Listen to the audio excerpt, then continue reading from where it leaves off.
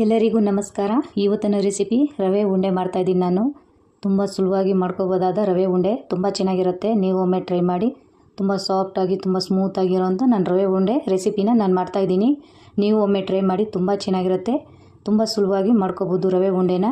ಇದನ್ನು ಯಾವ ರೀತಿ ಮಾಡೋದು ಬನ್ನಿ ನೋಡ್ಕೊಂಬರೋಣ. ಹಾಗೆ ನನ್ನ ಚಾನಲ್ನ ಯಾರು ಹೊಸಬರು ಇದ್ದೀರಾ ದಯವಿಟ್ಟು ಸಬ್ಸ್ಕ್ರೈಬ್ ಮಾಡ್ಕೊಳ್ಳಿ. ಹಾಗೆ ಈ ವಿಡಿಯೋನ ಪೂರ್ತಿಯಾಗಿ ನೋಡಿ. ಹೇಗೆ ಮಾಡೋದು ಬನ್ನಿ ನೋಡ್ಕೊಂಬರೋಣ. ನಾನಿಲ್ಲಿ ಅರ್ಧ ಕೆಜಿ ರವೆ ತೊಗೊಂಡಿದ್ದೀನಿ. ಅರ್ಧ ಕೆಜಿ ನೀಟಾಗಿ ಕ್ಲೀನ್ ಮಾಡಿ ಇಟ್ಕೊಂಡಿರೋಂಥ ರವೆ. ಹಾಗೆ ಸ್ವಲ್ಪ ಕೊಬ್ಬರಿ ತೊಗೊಂಡಿದ್ದೀನಿ. ಕಾಯಿಸ್ಬಿಟ್ಟು ತಣ್ಣಗಾಗಕ್ಕೆ ಇಟ್ಟಿದ್ದೆ ನಾನು ಹಾಲನ್ನು. ಇಷ್ಟು ಹಾಲು ತೊಗೊಂಡಿದ್ದೀನಿ. ಹಾಗೆ ಕಾಲು ಕೆ ಜಿ ಸಕ್ಕರೆ ತೊಗೊಂಡಿದ್ದೀನಿ ನಾನು. ಅರ್ಧ ಕೆಜಿ ರವೆಗೆ ಕಾಲು ಕೆ ಜಿ ಸಕ್ಕರೆ ಸಾಕಾಗುತ್ತೆ. ನಿಮ್ಗೆ ಎಷ್ಟು ಬೇಕೋ ಅಷ್ಟು ನೋಡ್ಕೊಂಡು ನೀವು ಹಾಕ್ಕೋಬೋದು. ನಾನಿಲ್ಲಿ 7ರಿಂದ 8 ಏಲಕ್ಕಿ ತೊಗೊಂಡಿದ್ದೀನಿ. ಇಷ್ಟೆಲ್ಲ ಐಟಮ್ ತೊಗೊಂಡಿದ್ದೀನಿ. ಹಾಲನ್ನು ಕಾಯಿಸ್ಬಿಟ್ಟು ತಣ್ಣಗಾಗಕ್ಕೆ ಇಟ್ಟಿದ್ದೆ ನಾನು. ಇಷ್ಟೊಂದು ಹಾಲು ತೊಗೊತಾ ಇದ್ದೀನಿ. ಅರ್ಧ ಕೆಜಿ ರವೆಗೆ ಕಾಲು ಕೆಜಿ ಸಕ್ಕರೆ ಹಾಕಿ ಮಾಡಬೇಕು, ಅಂದರೆ ಮೆಜರ್ಮೆಂಟ್ ಚೆನ್ನಾಗಿರುತ್ತೆ. ನಾನಿಲ್ಲಿ ಒಲೆ ಮೇಲೆ ಒಂದು ಕಡಾಯಿಗೆ ರವೆನ ಹುರ್ಕೊತಾ ಇದ್ದೀನಿ. ಲೈಟಾಗಿ ಫ್ರೈ ಮಾಡ್ಕೋಬೇಕು. ಫ್ರೈ ಮಾಡ್ಕೊಂಡ್ರೆ ಚೆನ್ನಾಗಿರುತ್ತೆ, ಹಸಿ ವಾಸನೆ ಹೋಗುತ್ತೆ. ಅದಕ್ಕೆ ಈ ರೀತಿ ಫ್ರೈ ಮಾಡ್ಕೋಬೇಕು. ಫ್ರೈ ಮಾಡ್ಕೋದ್ರಿಂದ ರವೆ ಉಂಡೆ ಚೆನ್ನಾಗಿ ಬರುತ್ತೆ. ಅದಕ್ಕೆ ನಾನು ಈ ರೀತಿ ಫ್ರೈ ಮಾಡ್ಕೊತಾ ಇದ್ದೀನಿ. ತುಂಬ ಚೆನ್ನಾಗಿ ಬರುತ್ತೆ. ಈ ರೀತಿ ಮಾಡ್ಕೋಬೇಕು. ಸ್ಲೋ ಆಗಿ ಗ್ಯಾಸ್ ಇಟ್ಕೋಬೇಕು. ಹಾಗೆ ನೀಟಾಗಿ ಹುರ್ಕೊತಾ ಇರ್ಬೇಕು. ಇದನ್ನು ಕೈ ಬಿಡಬಾರ್ದು. ಕೈ ಬಿಟ್ಟರೆ ಕೆಳಗಡೆ ಸುಟ್ಟೋಗುತ್ತೆ. ಅದಕ್ಕೆ ಈ ರೀತಿ ಮಾಡ್ಕೋಬೇಕು. ತುಂಬ ಸ್ಮೂತಾಗಿ ತುಂಬ ಸಾಫ್ಟಾಗಿ ಬರುತ್ತೆ ರವೆ ಉಂಡೆ. ಈ ರೀತಿ ಮಾಡ್ಕೋಬೇಕು. ಈ ರೀತಿ ಮಾಡಿಕೊಂಡ್ರೆ ಚೆನ್ನಾಗಿರುತ್ತೆ. ಅದಕ್ಕೆ ನಾನು ಈ ರೀತಿ ಮಾಡ್ಕೊತಾ ಇದ್ದೀನಿ. ಇವಾಗ ಆಗಿದೆ ಇದು. ಇವಾಗ ನಾನು ತುಪ್ಪ ಕಾಯಿಸ್ಕೊತಾ ಇದ್ದೀನಿ. ತುಪ್ಪ ಸ್ವಲ್ಪ ಬಿಸಿ ಮಾಡ್ಕೊತಾ ಇದ್ದೀನಿ. ತುಪ್ಪನ ಬಿಸಿ ಮಾಡಿ ಹಾಕಿದ್ರೆ ಚೆನ್ನಾಗಿರುತ್ತೆ. ನೋಡಿ, ನಾನು ಇಷ್ಟು ತುಪ್ಪ ತೊಗೊಂಡಿದ್ದೀನಿ. ನಾನಿಲ್ಲಿ ಎಣ್ಣೆ ಬಳಸ್ತಾ ಇಲ್ಲ, ತುಪ್ಪ ಹಾಕ್ಕೊತಾ ಇದ್ದೀನಿ. ತುಪ್ಪ ಏನಕ್ಕೆ ಹಾಕಬೇಕಂದ್ರೆ ಫ್ಲೇವರು ಚೆನ್ನಾಗಿ ಬರುತ್ತೆ. ಅದಕ್ಕೆ ನಾನು ತುಪ್ಪ ಹಾಕ್ಕೊತಾ ಇದ್ದೀನಿ. ತುಂಬ ಚೆನ್ನಾಗಿ ಬರುತ್ತೆ ಫ್ಲೇವರು. ಅದಕ್ಕೆ ತುಪ್ಪ ಹಾಕಿದ್ರೆ ಚೆನ್ನಾಗಿರುತ್ತೆ. ಅದಕ್ಕೆ ನಾನು ತುಪ್ಪ ಬಳಸ್ತಾ ಇದ್ದೀನಿ. ನಾನಿಲ್ಲಿ ಅರ್ಧ ಕೆಜಿಗೆ ಇಷ್ಟೊಂದು ತುಪ್ಪ ತೊಗೊಂಡಿದ್ದೀನಿ. ತುಪ್ಪ ಬೇಡ ಅನ್ನೋರಿಗೆ ಎಣ್ಣೆ ಕೂಡ ಹಾಕ್ಕೋಬೋದು. ನಿಮಗೆ ತುಪ್ಪ ಬೇಡ ಅಂದರೆ ಎಣ್ಣೆ ಕೂಡ ಹಾಕ್ಕೋಬೋದು. ನಾನಿಲ್ಲಿ ಗೋಡಂಬಿನ ಹಾಕ್ಕೊತಾ ಇದ್ದೀನಿ. ಗೋಡಂಬಿನ ನೀಟಾಗಿ ಪೀಸ್ ಮಾಡಿ ಹಾಕ್ಕೊತಾ ಇದ್ದೀನಿ. ಈ ರೀತಿ ಪೀಸ್ ಮಾಡಿ ಹಾಕಿದ್ರೆ ಎಲ್ಲ ರವೆ ಉಂಡೆಗೆ ಬರುತ್ತೆ. ಈ ರೀತಿ ಪೀಸ್ ಮಾಡ್ಕೊಂಡು ಹಾಕಿದ್ರೆ ಎಲ್ಲ ರವೆ ಉಂಡೆಗೆ ಸಿಗುತ್ತೆ. ಅದಕ್ಕೆ ನಾನು ಈ ರೀತಿ ಹಾಕ್ಕೊತಾ ಇದ್ದೀನಿ. ರವೆ ಉಂಡೆನ ತಿಂತಾ ಇದ್ರೆ ಬಾಯಲ್ಲಿ ಗೋಡಂಬಿ ಬರ್ತಾ ಇರಬೇಕು. ಅದಕ್ಕೆ ನಾನು ಈ ರೀತಿ ಪೀಸ್ ಮಾಡ್ಕೊತಾ ಇದ್ದೀನಿ. ಪೀಸ್ ಮಾಡಿಕೊಂಡು ಹಾಕ್ಕೊತಾ ಇದ್ದೀನಿ. ಅಂದರೆ ನಾವು ಒಂದೊಂದು ರವೆ ಉಂಡೆ ಕಟ್ತೀವಲ್ಲ, ಆವಾಗ ಒಂದೊಂದೇ ಸಿಗುತ್ತೆ. ಅದಕ್ಕೆ ನಾನು ಈ ರೀತಿ ಹಾಕ್ಕೊತಾ ಇದ್ದೀನಿ. ಸ್ವಲ್ಪ ನೀಟಾಗಿ ಕಾಯಿಸ್ಬೇಕು. ಇದನ್ನು ಜಾಸ್ತಿನೂ ಕಾಯಿಸ್ಕೋಬಾರ್ದು, ಲೈಟಾಗಿ ಕಾಯಿಸ್ಕೋಬೇಕು. ನಾನಿಲ್ಲಿ ದ್ರಾಕ್ಷಿ ಕೂಡ ಹಾಕ್ಕೊತಾ ಇದ್ದೀನಿ.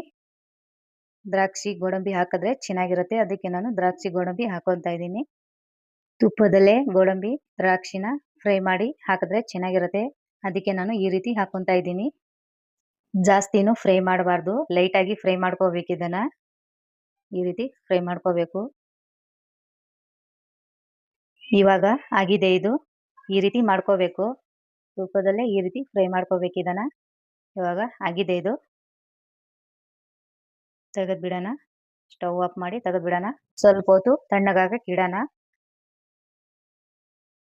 ನಾನಿಲ್ಲಿ ಬೇಸನ್ ತೊಗೊಂಡಿದ್ದೀನಿ. ಬೇಸನ್ ಏನಕ್ಕೆ ತೊಗೊಂಡಿದ್ದೀನಿ ಅಂದರೆ ನೀಟಾಗಿ ಕಲ್ಸೋಕ್ಕೆ ಸುಲಭ ಆಗುತ್ತಂತ ನಾನು ತೊಗೊಂಡಿದ್ದೀನಿ ಬೇಸನ್ನ. ನೋಡಿ, ನಾನು ರವೆ ಹುರ್ಕೊಂಡು ಈ ರೀತಿ ಹಾಕ್ಕೊತಾ ಇದ್ದೀನಿ. ಎಲ್ಲನೂ ನೀಟಾಗಿ ಹಾಕ್ಕೋಬೇಕು. ನಾನಿಲ್ಲಿ ಸಕ್ಕರೆ ಪುಡಿನ ಮಾಡ್ಕೊಂಡಿದ್ದೆ ನಾನು. ನೋಡಿ, ಏಲಕ್ಕಿ ಸಕ್ಕರೆ ಪುಡಿನ ಹಾಕಿ ಮಿಕ್ಸ್ ಮಾಡಿ ಮಾಡ್ಕೊಂಡಿದ್ದೆ. ಎಲ್ಲ ಸಕ್ಕರೆ ಪುಡಿನೂ ಹಾಕ್ಕೊತಾ ಇದ್ದೀನಿ. ನಾನಿಲ್ಲಿ 1/4 ಕೆಜಿ ಸಕ್ಕರೆ ತೊಗೊಂಡಿದ್ದೆನಲ್ಲ, ಅದನ್ನು ನೀಟಾಗಿ ಮಿಕ್ಸಿ ಜಾರಿಗೆ ಹಾಕಿ ಪುಡಿ ಮಾಡ್ಕೊಂಡಿದ್ದೀನಿ. ಹಾಗೆ ಏಲಕ್ಕಿ ಕೂಡ ಅದರಲ್ಲೇ ಹಾಕಿ ಮಿಕ್ಸಿ ಜಾರಿಗೆ ರುಬ್ಕೊಂಡಿದ್ದೀನಿ. ನೋಡಿಕೊಂಡು ಅಳತೆ ಸರಿಯಾಗಿ ಸ್ವಲ್ಪ ಸ್ವಲ್ಪ ಹಾಕಿ ಶುಗರ್ನ ಆ್ಯಡ್ ಮಾಡಬೇಕು. ಈಗ ಇದನ್ನು ನೀಟಾಗಿ ಕಲಿಸ್ಕೊಳ್ಳೋಣ. ಈ ರೀತಿ ಕಲಿಸ್ಕೋಬೇಕು. ಎಲ್ಲನೂ ನೀಟಾಗಿ ಮಿಕ್ಸ್ ಮಾಡ್ಕೋಬೇಕು ಇದರಲ್ಲಿ. ಈ ರೀತಿ ಕಲಿಸ್ಕೊಂಡ್ರೆ ಚೆನ್ನಾಗಿರುತ್ತೆ. ಈ ರೀತಿ ನೀಟಾಗಿ ಮಿಕ್ಸ್ ಮಾಡ್ಕೋಬೇಕು. ಇಲ್ಲಾಂದರೆ ಏನಾಗ್ಬಿಡುತ್ತೆ, ಒಂದು ಕಡೆ ಸಕ್ಕರೆ ಪುಡಿ ಬಂದ್ಬಿಡುತ್ತೆ, ಇನ್ನೊಂದು ಕಡೆ ರವೆ ಪುಡಿ ಬಂದ್ಬಿಡುತ್ತೆ. ಅದು ಎರಡು ನೀಟಾಗಿ ಮಿಕ್ಸ್ ಮಾಡ್ಕೋಬೇಕು, ಅಂದರೆ ಚೆನ್ನಾಗಾಗತ್ತೆ. ನಾನು ನೋಡಿ ಅಳತೆ ಸರಿಯಾಗಿ ನೋಡಿಬಿಟ್ಟು ಸ್ವಲ್ಪ ಕಲಿಸ್ಕೊಂಡು ಹಾಗೆ ಪುಡಿ ಮಾಡ್ಕೊಂಡಿರೋಂಥ ಸಕ್ಕರೆ ಪುಡಿನ ಹಾಕ್ಕೊತಾ ಇದ್ದೀನಿ ನಾನು. ಈ ರೀತಿ ಕಲಿಸ್ಕೋಬೇಕು, ನೋಡ್ಕೊಂಡು ಹಾಕ್ಕೋಬೇಕು. ನಾನು ಎಲ್ಲನೂ ಹಾಕಾಗಿದೆ ನೋಡಿ, ಎಲ್ಲನೂ ಹಾಕ್ತಾ ಇದ್ದೀನಿ. ಇಷ್ಟೊಂದು ಅನ್ನ ಹಾಕೊತಾ ಇದ್ದೀನಿ. ನೀವು ನೋಡ್ಕೊಂಡು ಅಳತೆ ಸರಿಯಾಗಿ ನೀವು ಎಷ್ಟು ಮಾಡ್ತೀರೋ ಅಷ್ಟು ನೋಡ್ಕೊಂಡು ನೀವು ಹಾಕೋಬೋದು. ಅಳತೆ ಸರಿಯಾಗಿ ಹಾಕೊಂಡ್ರೆ ಏನು ಹೆಚ್ಚು ಕಡಿಮೆ ಆಗಲ್ಲ. ಈ ರೀತಿ ಹೊಸಬರು ಯಾರಿದ್ದೀರಾ ಇದನ್ನ ಟ್ರೈ ಮಾಡಿ. ಈ ವಿಡಿಯೋನ ಪೂರ್ತಿಯಾಗಿ ನೋಡಿಬಿಟ್ಟು ಟ್ರೈ ಮಾಡಿ. ಈ ರೀತಿ ಕಲಿಸ್ಕೊಂಡು ಎಲ್ಲ ನೀಟಾಗಿ ಕಲಿಸ್ಕೋಬೇಕು. ಸಕ್ಕರೆ ಮತ್ತು ರವೆ ಎಲ್ಲ ಮಿಕ್ಸ್ ಆಗಿದೆ. ಇವಾಗ ನಾನು ಕೊಬ್ಬರಿ ಹಾಕೊತಾ ಇದ್ದೀನಿ. ನೋಡಿ ತುರಿದಿಟ್ಕೊಂಡಿರುವಂಥ ಕೊಬ್ಬರಿನ ಹಾಕೊತಾ ಇದ್ದೀನಿ. ಕೊಬ್ಬರಿ ಹಾಕೋದ್ರಿಂದ ಇನ್ನೂ ಚೆನ್ನಾಗಿರುತ್ತೆ. ಅದಕ್ಕೆ ನಾನು ಕೊಬ್ಬರಿ ಕೂಡ ಹಾಕೊತಾ ಇದ್ದೀನಿ. ಈ ರೀತಿ ಕೊಬ್ಬರಿನೂ ಮಿಕ್ಸ್ ಮಾಡ್ಕೋಬೇಕು ಇದರಲ್ಲಿ. ಮಿಕ್ಸ್ ಮಾಡಿ ಕೊಬ್ಬರಿನ ಹಾಕೊಂಡ್ರೆ ಚೆನ್ನಾಗಿರುತ್ತೆ. ನೋಡಿ ಈ ರೀತಿ ಮಿಕ್ಸ್ ಮಾಡ್ಕೋಬೇಕು. ವಿಡಿಯೋ ತುಂಬಾ ಲೆಂತ್ ಆಗುತ್ತೆ. ಇದನ್ನ ಕಲ್ಸಕ್ಕೆ ತುಂಬಾ ಟೈಮ್ ಹಿಡಿಯುತ್ತೆ. ಇದನ್ನ ಶಾರ್ಟ್ ಆಗಿ ಮಾಡ್ಬೇಕಂದ್ರೆ ತುಂಬಾ ಕಷ್ಟನೂ ಆಗುತ್ತೆ. ಯಾಕಂದ್ರೆ ನಿಮ್ಗೆ ಗೊತ್ತಾಗಲ್ಲ. ಬೇಗ ಬೇಗ ತೋರಿಸ್ಬಿಟ್ರೆ ನಿಮ್ಗೆ ಅರ್ಥ ಆಗಲ್ಲ ಅಂತ ನಾನು ವಿಡಿಯೋ ಲೆಂತ್ ಆಗೋದ್ರೂ ಪರವಾಗಿಲ್ಲ. ಅದಕ್ಕೆ ನಿಮ್ಗೆ ನೀಟಾಗಿ ತೋರ್ಸೋಣ ಅಂತ ಮಾಡ್ತಾ ಇದ್ದೀನಿ. ಮತ್ತೆ ಗೋಡಂಬಿ, ದ್ರಾಕ್ಷಿ ಎಲ್ಲಾನು ಬಿಸಿ ಮಾಡ್ಕೊಂಡಿರೋಂತ ಹಾಕೊಂತಾ ಇದ್ದೀನಿ. ಬಿಸಿ ಬಿಸಿ ಇದೆ ಸ್ವಲ್ಪ ಹಾಕೊಂತಾ ಇದ್ದೀನಿ. ಪೂರ್ತಿ ತಣ್ಣಗಾಗಬಾರ್ದು, ಸ್ವಲ್ಪ ಬಿಸಿನೇ ಇರಬೇಕು. ಅವಾಗಲೇ ಹಾಕೋಬೇಕು. ಗೋಡಂಬಿ, ದ್ರಾಕ್ಷಿ ಹಾಕೊಂಡು ನೀಟಾಗಿ ಮಿಕ್ಸ್ ಮಾಡ್ಕೋಬೇಕು. ಸೇಮ್ ನಿಧಾನಕ್ಕೆ ಮಿಕ್ಸ್ ಮಾಡ್ಕೋಬೇಕು. ಸ್ವಲ್ಪ ಟೈಮ್ ಹಿಡಿಯುತ್ತೆ. ಟೈಮ್ ಹಿಡಿದ್ರು ಕೂಡ ನೀಟಾಗಿ ಮಿಕ್ಸ್ ಮಾಡ್ಕೋಬೇಕು. ಈ ರೀತಿ ಕಲ್ಸ್ಕೊಂಡ್ರೆ ಚೆನ್ನಾಗಿರತ್ತೆ. ಅದಕ್ಕೆ ಈ ರೀತಿ ಕಲ್ಸ್ಕೋಬೇಕು ಇದನ್ನ.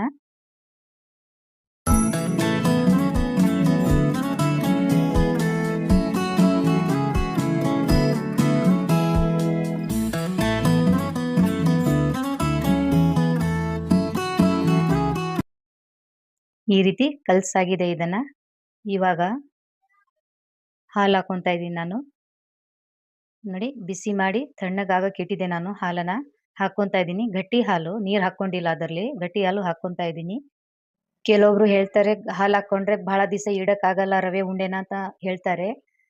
ಪರವಾಗಿಲ್ಲ, 1 ವಾರ ಇಟ್ಕೋಬಹುದು. ಹಾಲು ಹಾಕಿ 1 ವಾರ ಆರಾಮಾಗಿ ಸ್ಟೋರೇಜ್ ಮಾಡಿ ಇಟ್ಕೋಬಹುದು. ಏನು ತೊಂದರೆ ಆಗಲ್ಲ. ಆರಾಮಾಗಿ ಇಟ್ಕೊಂಡು ತಿನ್ಕೋಬಹುದು ಇದನ್ನ. ಅಳತೆ ಸರಿಯಾಗಿ ನಾವು ಎಷ್ಟು ಮೆಜರ್ಮೆಂಟ್ ತಗೊಂತೀವೋ ಅಷ್ಟು ಮೆಜರ್ಮೆಂಟ್ ನೀಟಾಗಿ ಮಾಡ್ಕೋಬೇಕು. ನಾನು ಯಾವ ರೀತಿ ನಾನು ತೋರಿಸ್ಕೊಟ್ಟಿದ್ದೀನೋ ಅದೇ ರೀತಿ ಫಾಲೋ ಮಾಡಿ ನೀವು ಮನೆಯಲ್ಲಿ ಟ್ರೈ ಮಾಡಿ. ತುಂಬ ಚೆನ್ನಾಗಿರುತ್ತೆ. 100% ಚೆನ್ನಾಗಿ ಬರುತ್ತೆ ರವೆ ಉಂಡೆನ. ನೋಡಿ ನಾನು ಈ ರೀತಿ ತಗೊಂಡು ಈ ರೀತಿ ರೋಲ್ ಆಗಿ ಮಾಡ್ಕೊತಾ ಇದ್ದೀನಿ ನಾನು. ಎಲ್ಲಾನು ನೀಟಾಗಿ ಕಲಸಿ ನೋಡಿ ನಾನು ಈ ರೀತಿ ಮಾಡ್ಕೊತಾ ಇದ್ದೀನಿ. ತುಂಬ ಸಾಫ್ಟ್ ಆಗಿ ತುಂಬ ಚೆನ್ನಾಗಿ ಬರುತ್ತೆ. ಮನೆಯಲ್ಲಿ ಮಕ್ಕಳಿಗಾಗಲಿ ದೊಡ್ಡವರಿಗಾಗಲಿ ತುಂಬ ಇಷ್ಟಪಡುವಂಥ ರೆಸಿಪಿ ರವೆ ಉಂಡೆ. ಯಾರು ರವೆ ಉಂಡೆನ ಟ್ರೈ ಮಾಡಿಲ್ಲ, ಮಾಡಕ್ಕೆ ಹೇಗಾಗುತ್ತೋ ಏನೋ ಅಂತ ತಲೆ ಕೆಡಿಸ್ಕೋಬೇಡಿ. ನಾನು ಯಾವ ರೀತಿ ತೋರಿಸ್ಕೊಟ್ಟಿದ್ದೀನೋ ಅದೇ ರೀತಿ ಟ್ರೈ ಮಾಡಿ. ಖಂಡಿತ ಚೆನ್ನಾಗಿ ಬರುತ್ತೆ. ಈ ರೀತಿ ರೋಲ್ ಆಗಿ ಮಾಡಿಕೊಂಡು ಇಡ್ತಾ ಇದ್ದೀನಿ. ನೋಡಿ ಎಷ್ಟು ಚೆನ್ನಾಗಿ ಬಂದಿದೆ. ಈ ರೀತಿ ಮಾಡ್ಕೊಳ್ಳಿ ರವೆ ಉಂಡೆನ. ಟೈಮ್ ಪಾಸಿಗೆ ತಿನ್ನಕ್ಕೆ ತುಂಬ ಚೆನ್ನಾಗಿರುತ್ತೆ ರವೆ ಉಂಡೆ. ನೋಡಿ ಎಷ್ಟು ಚೆನ್ನಾಗಿದೆ. ಹೊಸಬರು ಯಾರಿದ್ದೀರಾ ಖಂಡಿತ ನೀವು ಟ್ರೈ ಮಾಡ್ಬೋದು. ನಾನಿಲ್ಲಿ ಒಣೆ ಕೊಬ್ಬರಿ ಪುಡಿ ತಗೊಂಡಿದ್ದೀನಿ ನಾನು. ನೀಟಾಗಿ ಪುಡಿ ಮಾಡ್ಕೊಂಡಿದ್ದೆ ಕೊಬ್ಬರಿನ. ರವೆ ಉಂಡೆ ಮೇಲೆ ಹಾಕಿದ್ರೆ ಚೆನ್ನಾಗಿರತ್ತಂತ ನಾನು ಸ್ವಲ್ಪ ಕೊಬ್ಬರಿ ಪುಡಿ ಹಾಕೊಂತಾ ಇದ್ದೀನಿ.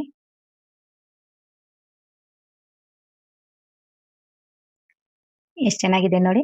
ಈ ರೀತಿ ಮಾಡ್ಕೋಬೇಕು ರವೆ ಉಂಡೆನ. ತುಂಬ ಸ್ಮೂತ್ ಆಗಿದೆ, ತುಂಬ ಸಾಫ್ಟ್ ಆಗಂತೂ ಇದೆ. ನೋಡಿ ಎಷ್ಟು ಚೆನ್ನಾಗಿದೆ.